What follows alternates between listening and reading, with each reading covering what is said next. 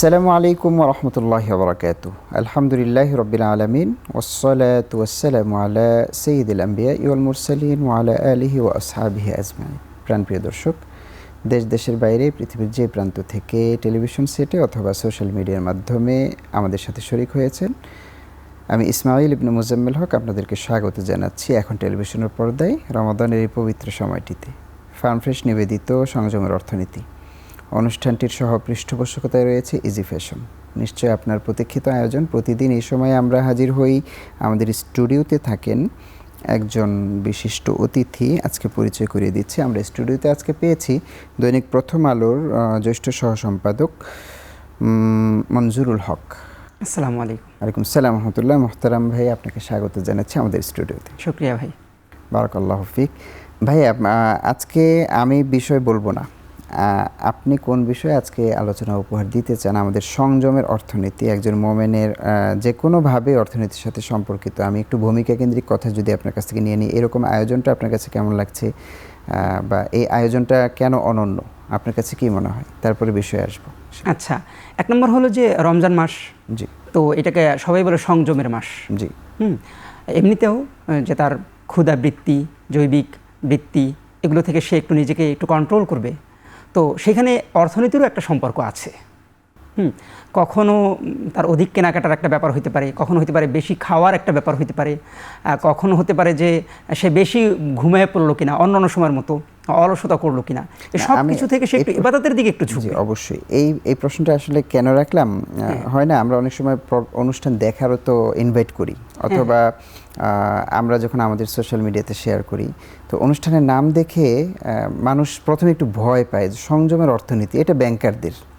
হ্যাঁ, মানে অর্থনীতি শব্দ দেখলেই এটা তো ব্যাংকারদের, মানে এটা তো অর্থনীতি, মানে বাংলাদেশ ব্যাংক ট্যাঙ্ক ব্যাপার, মানে এটার সাথে যে একজন মোমেনের সম্পর্ক আছে, আমরা প্রতিনিয়ত সকল কিছু অর্থনীতির সাথে সম্পর্কিত, এই ব্যাপারটা সহজ করতে চাই। এই জন্য আপনাকে মানে ভূমিকাটা নিলাম। আশা করি আরও একটু পাবে আপনার মাধ্যমে। আমরা বিষয়টি জানিয়ে দিই। আজকে কোন বিষয়? অল্পে তুষ্টির আধুনিক দর্শন। এই বিষয়টি আপনার মাধ্যমে আজকে দর্শকদের উপর দিতে চাচ্ছি। আমরা যে কথা বলছিলাম অনুষ্ঠানের নাম নিয়ে, সেখান থেকেই যাচ্ছি ইনশাআল্লাহ। জি, অল্পে তুষ্টি, এটা খুব ইন্টারেস্টিং একটা ব্যাপার যে এখন পশ্চিমা দেশগুলোর মধ্যে এই যে আমরা ইসলামে বলি কানাত, জি, বাংলায় বলি আমরা অল্পে তুষ্টি বা মিনিমালিস্ট লাইফ, এটা এখন পশ্চিমা দেশে অনেক জায়গায় এগুলো খুব জনপ্রিয় হয়ে উঠছে। এইখান থেকে আমার কাছে মনে হলো যে না, অল্পতুষ্টির যে শিকড়, এটা যে ইসলামের মধ্যে, হ্যাঁ, এবং আধুনিক যেই দর্শনটা, এটা আসলে ইসলাম থেকেই শুরু হয়েছে। এই জায়গাটা নিয়ে আসলে আমাদের একটু কথা বলা উচিত। জি, অবশ্যই, চমৎকার। আচ্ছা, পাশ্চাত্যে এখন মিনিমালিজম খুব জনপ্রিয়, এটা বললেন আপনি, ঠিক আছে, কিন্তু মানসিকভাবে একজন মোমেনকে কিভাবে প্রশান্তি দিতে পারে? হ্যাঁ, অর্থাৎ অল্পতুষ্টির এমনিতে কিন্তু একজন মানুষ, সাধারণ মানে যে বনি আদম, তার কাছে তো মনে হবে যে আমার অনেক দরকার। হাদিসের মধ্যে আছে যে যদি এমন হয় যে বনি আদমকে ওয়াদিয়ানি মিন মাল, যদি দুই উপত্যকার মধ্যবর্তী সম্পদ দিয়ে ভরে দেওয়া হয়, সে আবার লাপ্তাকা থালিথা, সে আরও একটা চাইবে, সে তৃতীয় আরেকটা চাইবে। এই ব্যাপারগুলো তো আছে। কিন্তু মানুষের মধ্যে আবার আল্লাহ রাসূল সাল্লাল্লাহু আলাইহি সাল্লাম এই হাদিস যখন বলছেন, হ্যাঁ, তো তিনি আবার বলেও দিছেন যে তাহলে কোন মানুষ সবচেয়ে ভালো? তিনি বলে দিছেন যে সে আসলে প্রকৃত ধনী না, সে প্রকৃত ধনী না যার অনেক সম্পদ আছে, বরং ওয়ালাকিন্নাল গিনা নাফস, তার অন্তরের যে প্রাচুর্যতাই হলো আসল, এইটাই হলো, সে হলো আসল ধনী। ইসলামের জায়গাটা এরকমই, তাকে অল্পতে তুষ্ট থাকতে হবে, এবং যতটুকু তার প্রয়োজন নাই, যেই জায়গাগুলো তার মধ্যে নাই, এগুলো তাকে বারবার করে ভাবতে হবে। তাকে একটু নিচের দিকে তাকানোর কথা বারবার বলা হয়েছে হাদিসের মধ্যে, যে যখন তুমি কোনো কিছু চাও, কোনো কিছু বেশি তোমার প্রয়োজন মনে হয়, তখন দেখো যে তোমার দরিদ্র লোকজনের অবস্থা কি, তোমার থেকে নিচের মানুষের অবস্থা কি, উপরের লোকজনের কাছে খুব বেশি তাকায়ও না। আল্লাহ রাসূল সাল্লাল্লাহু আলাইহি সাল্লাম এই কাজগুলো খুব করতেন। যেমন আমরা হাদিসের মধ্যে দেখেছি যে বিশেষ করে ঈদের সময়, কিংবা কখনো যদি তিনি নতুন কাপড় কিনতেন, তাহলে তিনি তার আগের কাপড়টা, আমরা ঠিক পুরাতন কাপড় বলবো না, অনেকেই এটা বলে যে পুরাতন কাপড়, হাদিসে এই বর্ণনা ভঙ্গিটা এরকম না, বরঞ্চ তার আগে যেই ব্যবহার যে কাপড়টা, এটা তিনি অন্য কাউকে আবার দিয়ে দিতেন, এবং তার কাছে মনে হতো যে আমার যতটুকু এখন আছে এতটুকুই যথেষ্ট। তো এই জায়গাগুলোতে নিজেকে নিয়ে খুব বেশি ভাবা দরকার যে আমরা আমাদের যে জীবন ধারণ করি আমাদের আসলে কতটুকু দরকার, আর আমরা আসলে খরচ করছি কতটুকু। আমার আসলে একজন মানুষের কত জোড়া জুতা দরকার, একজন মানুষের কত জোড়া জামা দরকার এবং কতদিন ধরে দরকার। সে যদি একটু সুন্দরভাবে পরিচ্ছন্ন করে রাখে তাহলে একটা জামা কিংবা দুইটা জামায় তার হয়তো হয়ে যাবে। এখানে একটু কন্ট্রাডিকশন হয় কি না, যাদের সেই যোগ্যতাটা আছে তারা কি এই ক্ষেত্রে করতে পারবে না তাদের পছন্দ? আমি একটু আসবো এখানে, আমাদের একটু বিরতির সময় হয়েছে মোহতারাম দর্শক। সময় হলো ছোট্ট একটু বিরতিতে যাওয়ার, কোথাও যাবে না, আমাদের সাথেই থাকুন, ফিরে আসছি একটু পরে ইনশাআল্লাহ।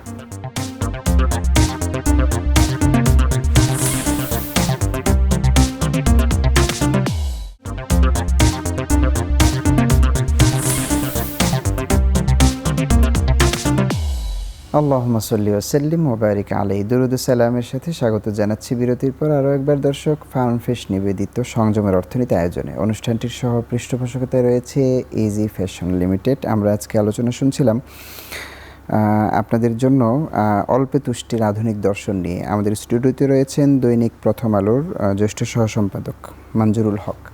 বিরতির পূর্বে প্রশ্ন রেখেছিলাম যে যাদের যোগ্যতা বা যাদের সেই তাওফিক আছে, আমরা যদি বলি যে অনেক প্রয়োজনের অতিরিক্ত বলবো না, কিন্তু তার শখ কেনাকাটাটা একটু বেশি করা, তাদের ক্ষেত্রে সাহাবে কেরাম থেকে এরকম নজির আছে।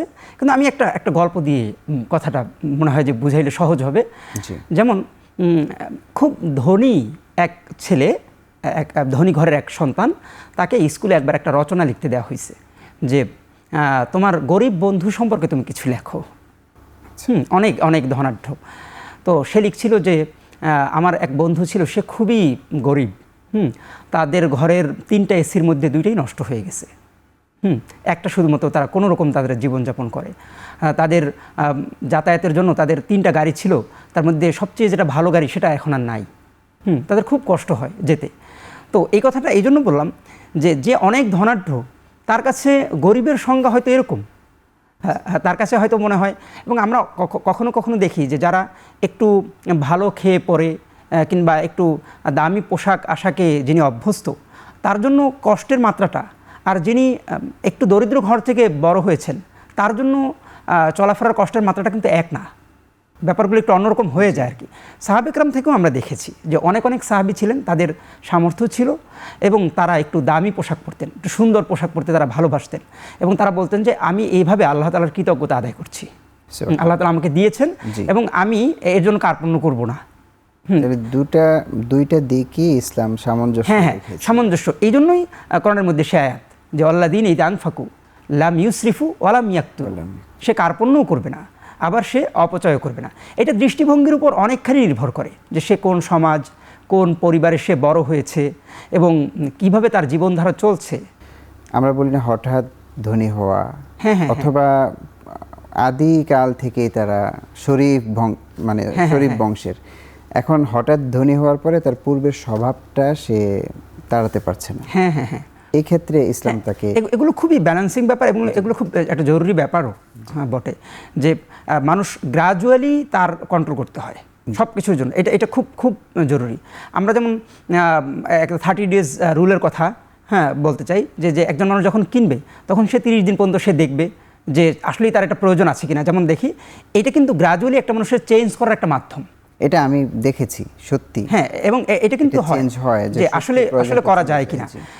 যদি এমন হয় যে সে অনেক টাকা পয়সা খরচ করে এসেছে, তাহলে হুট করে তাকে একেবারে এমন একটা জায়গায় বন্ধ করে দেওয়া, এটা তাকে মানসিকভাবেও প্রভাবিত করতে পারে।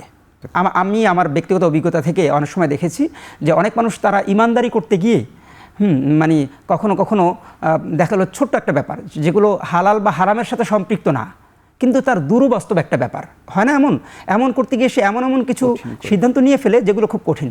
জি, অনেক ধন্যবাদ ভাইয়া। আমাদের বিরতিতে যাওয়ার সময় হলো, ফিরে আসছি কিছুক্ষণের মধ্যেই। আরও চমৎকার 2টি পয়েন্ট রয়েছে। দর্শক আমাদের সাথেই থাকুন, ছোট্ট আরেকটি বিরতি থেকে আমরা ফিরে আসছি ইনশাআল্লাহ।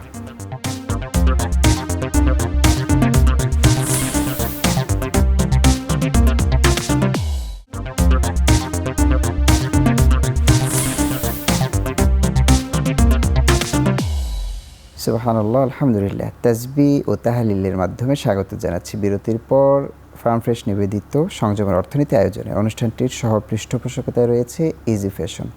দর্শক, আমরা আজকে শুনছিলাম অল্প তুষ্টি নিয়ে ইসলাম কি বলে, অল্প তুষ্টিতে থাকা এবং অধিক কেনাকাটা বা অল্পতে তুষ্ট থাকার মাঝামাঝি ইসলাম আমাদের কি সাজেশন করে। আমাদের স্টুডিওতে রয়েছেন দৈনিক প্রথম আলোর জ্যেষ্ঠ সহ সম্পাদক মঞ্জুরুল হক। আমরা বিরতির পূর্বে আপনার কাছে যে পয়েন্টটি শুনছিলাম সেটার সাথে অ্যাড করে আমি একটি প্রশ্ন রাখতে চাই ভাই, সেটি হচ্ছে কুফু নিয়ে একটি প্রশ্ন আমি রেখেছিলাম বিরতির পূর্বে, আর একটু অ্যাড করতে চাই যে বৈবাহিক কারণে কুফুর যে প্রভাবটা আমাদের, অর্থাৎ আমি বলতে চাচ্ছি আমরা বিয়ের সময় যেমন কুফু দেখে করি, কুফু মিলিয়ে করতে বলা হয়েছে হাদিসে, কিন্তু কুফুর কারণে এই অল্প তুষ্টি অথবা একজন ভালো ফ্যামিলিতে বিলং করতো, সে এমন ফ্যামিলিতে আসছে যেখানে তার আগের রুচির সাথে যাচ্ছে না, এই ক্ষেত্রে ইসলামের নির্দেশনাটা কি? আচ্ছা, এখানে ইসলামের নির্দেশনার থেকেও আমার কাছে মনে হয় সিরাতের জায়গা থেকে আমরা একটু দেখি। চমৎকার, এটা বাস্তবিক। ফাতেমা রাদিয়াল্লাহু আনহা, আল্লাহ রাসূল সাল্লাল্লাহু আলাইহি সাল্লামের মেয়ে, তাকে যখন তিনি বিয়ে দিচ্ছেন বা দেবেন মনস্থির করেছেন, তখন সবচেয়ে সম্ভ্রান্ত সাহাবীদের কাছ থেকে প্রস্তাব এসেছে। জি, আমরা সবাই জানি যে হযরত আবু বকর রাদিয়াল্লাহু আনহু প্রস্তাব করেছেন, হযরত ওমর রাদিয়াল্লাহু আনহু প্রস্তাব করেছেন, আল্লাহ রাসূল সাল্লাল্লাহু আলাইহি সাল্লাম নাকচ করেছেন। কিন্তু হযরত আলী রাদিয়াল্লাহু আনহু যখন প্রস্তাব দিলেন, আল্লাহ রাসূল সাল্লাল্লাহু আলাইহি সাল্লাম রাজি হয়ে গেলেন। সুবহানাল্লাহ। হ্যাঁ, দেখেন কুরাইশি আলী রাদিয়াল্লাহু আনহু আবার আল্লাহ রাসূল সাল্লাল্লাহু আলাইহি সাল্লামের আত্মীয়তার সম্পর্কেও চাচাতো ভাই তার। তো এইটা কিন্তু কুফুর একটা বড় একটা নিদর্শন যে আল্লাহ রসুলের সন্তান সে যেই পরিবেশে বড় হয়েছে এবং আল্লাহ রসুল আবার যেই পরিবেশে বড় হয়েছেন, তার চাচাতো ভাই যিনি সেই আবু তালিবেরই তো সন্তান, তাই না, যার ঘরেই আল্লাহ রসুল সাল্লাল্লাহু আলাইহি ওয়াসাল্লাম বড় হয়েছেন, তার সঙ্গে সবচেয়ে বেশি মিলবে। এটা কিন্তু কুফুর একটা বাস্তব একটা উদাহরণ। দ্বিতীয় একটা কথা আমাদের বলা হয়, সেটা হলো সম্পদের ব্যাপার নিয়ে, এবং এইটা ইসলাম এত গুরুত্ব দেয় যে যদি এমন হয় যে আমরা বলি না বিয়ের কাবিন করা কিংবা মহর যেটা ঠিক করা, সেটা যদি নির্ধারণ করা না হয়, তাহলে তার এই যে মেয়ের চাচাতো বোন, খালাতো বোন, ফুফাতো বোন, তাদের যেখানে বিয়ে হয়েছে এবং সেখানে যেই ধরনের মহর তারা পেয়েছে, তাহলে সেটা অটোমেটিক্যালি এটা ওয়াজিব হয়ে যাবে। চমৎকার। অর্থাৎ এই বৈবাহিক জীবন কিন্তু তার একটা লম্বা সময়ের ব্যাপার। একটা মানুষের সঙ্গে জেনেটিক্যালি যেমন কিছু ব্যাপার থাকে, কিছু কিছু ব্যাপার থাকে যে তার জীবন ধারার কারণে হয়। সে কোন পরিবেশে বড় হয়েছে, তার জীবনের ছোটোখাটো ব্যাপারগুলো কোন সমাজ থেকে গড়ে উঠেছে, এইগুলো যখন কাছাকাছি মানসিকতার না হয়, তখন কিন্তু একটা লম্বা সময় একই মানুষের সঙ্গে একই ছাদের নিচে থাকাটা অত সহজ হয়ে ওঠে না। ইসলাম খুবই প্র্যাকটিক্যাল, তো ফিতরাতের ধর্ম বলা হয়, খুবই বাস্তবিক ধর্ম। ফলে এই দিকে খুবই নজর রেখেছে যে এই ব্যাপারটা এমন না যে অনেক বেশি তারতম্য দিয়ে দেখতে হবে, এমন না বিষয়টা যে আমি অনেক ধনী মানুষ, তো আমি একটা ভালো একটা ছেলে দেখলাম, আমার চোখে মনে হচ্ছে ভালো, কিন্তু সে খুবই দরিদ্র, আমার কাছে মনে হচ্ছে তার কাছে দিয়ে দিই। অনেকে এই জায়গাটাতেই ভুল করে, এখানে ভুল করে, এবং ভুল করতে গিয়ে যেটা হয় যে মিস আন্ডারস্ট্যান্ডিং আছে। এবং দেখেন যে আল্লাহ রাসূল সাল্লাল্লাহু আলাইহি সাল্লামের যে স্ত্রী অন্যতম একজন জায়নাব বিনতে জাহাশ, তার কিন্তু বিয়ে হয়েছিল আল্লাহ রাসূল সাল্লাল্লাহু আলাইহি সাল্লামের যিনি আজাদকৃত গোলাম ছিলেন যায়েদ ইবনে হারেসা, তার সঙ্গে, এবং সেখানে কিন্তু হয় নাই, মিলটা হয়েছিল, হয় নাই, কিন্তু কুফুটা মেলে নাই। আমি ভাই, আমি এখানে অবাক হয়ে অনেক সময় ভাবি রাসূলুল্লাহ সাল্লাল্লাহু আলাইহি ওয়াসাল্লামের পালক পুত্র, এই মর্যাদাটা তো অবশ্যই অনন্য, অনন্য, তার সাথে সুখী হলো না, আবার তিনি সাহাবী হিসাবে অনন্য, সকল সাহাবীই তো অনন্য, তো সাহাবীদের সাথে সংসার, এরকম অনেক নজির আছে যে দুজনের মিলছে না, কিন্তু আরেকজনের সাথে, তিনজন চারজন বাদ দিয়ে আরেকজনের সাথে ঠিকই মিলে গেল, অথচ দুজনেই সাহাবী, দুজনেই শ্রেষ্ঠ মানুষ। এই ব্যাপারটা খুব ইন্টারেস্টিং লাগে, খুব ইন্টারেস্টিং। এবং এই জন্যই কিন্তু ইসলাম বিয়ের জন্য যেটা বলছেন যে দিন দেখা, তার বংশ দেখা, তার অর্থ দেখা, এই যে ব্যাপারগুলো কেন আসছে, এই জন্যই যে একজন মানুষের সঙ্গে দীর্ঘদিন জীবন যাপন করা, একসঙ্গে থাকা। আমাদের বন্ধুদের কথাও আপনি ধরেন না, কার সঙ্গে আপনি অনেক দিন পর্যন্ত থাকতে পারেন, যার সঙ্গে আপনার মনের মিল নাই, তার সঙ্গে কি অনেক দিন ধরে চলা যায়? কিন্তু চলা যায় না। তো একেবারে একই ছাদের নিচে সে কীভাবে থাকবে? এটা খুবই জরুরি এবং এটা খুবই বাস্তবিক এবং প্র্যাকটিক্যাল। ইসলাম যেহেতু ফিতরাতের ধর্ম, তো এই দিকে কিন্তু প্রাধান্য দিয়েছে। আবার দেখেন, ঠিক একটু অন্যভাবে দেখেন, সেই যে যায়েদ ইবনে হারেসা, যার সঙ্গে আল্লাহ রাসূল সাল্লাল্লাহু আলাইহি ওয়াসাল্লামের যে স্ত্রী একজন জয়নাব বিনতে জাহাশ, তার বিয়ে হয়েছিল, পরে আবার সেখান থেকে তিনি চলে এসেছেন, আল্লাহ রাসূল সাল্লাল্লাহু আলাইহি ওয়াসাল্লাম নিজে তাকে বিয়ে করেছেন, রাইট। তার সঙ্গে কিন্তু যায়েদ ইবনে হারেসার সঙ্গে আল্লাহ রাসূল সাল্লাল্লাহু আলাইহি ওয়াসাল্লাম তার মা, যাকে তিনি উম্মি বলতেন, বারাকা, এবং তার দুধ মা বলা হয়, এবং আল্লাহ রাসূল সাল্লাল্লাহু আলাইহি ওয়াসাল্লাম জন্মগ্রহণের পর সর্বপ্রথম যিনি তাকে কোলে নিয়েছে বারাকা, বারাকা, তার সঙ্গে কিন্তু বিয়ে দিয়ে দিয়েছেন।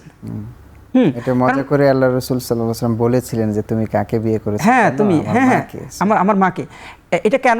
আমরা যদি একটু পিছনে, যদি একটু বিষয়টা একটু জটিল, কিন্তু আমরা যদি পিছনে একটু তাকাই, যে বারাকা তিনিও কিন্তু একটা সময় তিনি দাস ছিলেন, ওইরকম একটা সমাজ থেকে তিনি উঠে এসেছেন। এবং যায়েদ ইবনে হারেসা তিনিও কিন্তু দাস ছিলেন, এবং দুইজনের যদি আপনি একটু খোঁজেন দেখবেন যে দুইজনের যে জন্মস্থান সেই এলাকাগুলো কাছাকাছি ছিল, ফলে অনেক দিকে মনে হয় যেন একটা, এই বিষয়টা আসলে আমি আজকে প্রথম খেয়াল করলাম যে দুজনের জন্মস্থান কাছাকাছি ছিল। আমরা এটা মিলালেই তো বুঝে যাচ্ছি যে কুফুর দিকটা ইসলাম আসলে কত চমৎকারভাবে মিলে গেছে। এবং শেষ পর্যন্ত আল্লাহ তাআলা তার সঙ্গে কিন্তু ভালো সংসার হয়েছে, তাদের যে সন্তান,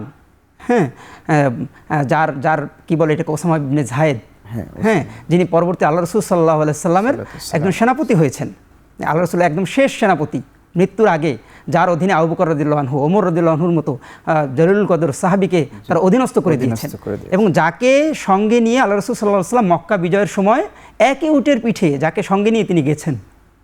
তো মর্যাদার বিষয়টা একটা, আবার জীবনযাপনের প্রশ্নে কার সঙ্গে কে থাকতে পারবে সেটার প্রশ্ন আবার একটু আরেকটা। সেইখানেই কিন্তু আমাদের অর্থনীতির একটা প্রশ্ন, তার জীবন ধারণের প্রশ্ন, তার সমাজের সাথে সংশ্লিষ্টতা, কিংবা সে কোন পরিবেশ থেকে বড় হয়ে উঠেছে সেটা একটা প্রশ্ন। এখানে ইসলামের একটা বড়, আমি বলবো যে খুবই বাস্তবিক একটা উদাহরণ এখান থেকে আমরা নিতে পারি। অনেক অনেক শুকরিয়া ভাইয়া, চমৎকার বিষয়। আজকের শিরোনামের আলোকে অনেকগুলো দিক আপনি তুলে ধরেছেন। ইনশাআল্লাহ সামনের কোনো পর্বে আবারও আপনাকে পাবো বলে আশা রাখছি, ইনশাআল্লাহ। শুকরান, জাযাকাল্লাহ। দর্শক, আমরা একেবারে শেষ পর্যায়ে আপনাদের থেকে বিদায় নেওয়ার সময় হলো। আসলে আজকের বিষয়টি অল্পে তুষ্টির আধুনিক দর্শন, যদিও নাম এটি ছিল। আমাদের সম্মানিত আলোচক তুলে ধরার চেষ্টা করেছেন যে ইসলাম আমাদেরকে উদ্বুদ্ধ করে মূলত অল্পে তুষ্ট থাকতেই, আবার পাশাপাশি সাহাবা আজমাইনদের জীবনে রয়েছে যার যার যোগ্যতা অনুযায়ী সে শুকরিয়া আদায় করবে। আমরা বিলাসিতা, ইসলাম যেভাবে আমাদেরকে বলে সেভাবে বিলাসিতা নয়, ঠিক আমার যতটুকু প্রয়োজন ততটুকুর মধ্যে আমি থাকবো, আমার রুচি অনুযায়ী আমি চলবো। ইসলাম কোনো বিধিনিষেধ আমাকে দেয় না। রসুল সাল্লাল্লাহু আলাইহি ওয়াসাল্লামের সিরাত, রসুল সাল্লাল্লাহু আলাইহি ওয়াসাল্লামের গোটা জিন্দেগি আমরা দেখলে, সাহাবা আজমাইনদের জিন্দেগি দেখলে আমরা তাই পাই। আমরা মূলত এই দিকটি তুলে ধরার চেষ্টা করেছিলাম। আশা করি আপনারা উপকৃত হয়েছেন, বুঝতে পেরেছেন। ইনশাআল্লাহ দেখা হবে আগামী দিন নতুন কোনো পর্বে, নতুন কোনো অতিথি নিয়ে। আল্লাহ তাআলা আমাদেরকে রমাদানের বারাকায় রাখুন। আসসালামু আলাইকুম ওয়া রাহমাতুল্লাহি ওয়া বারাকাতুহু।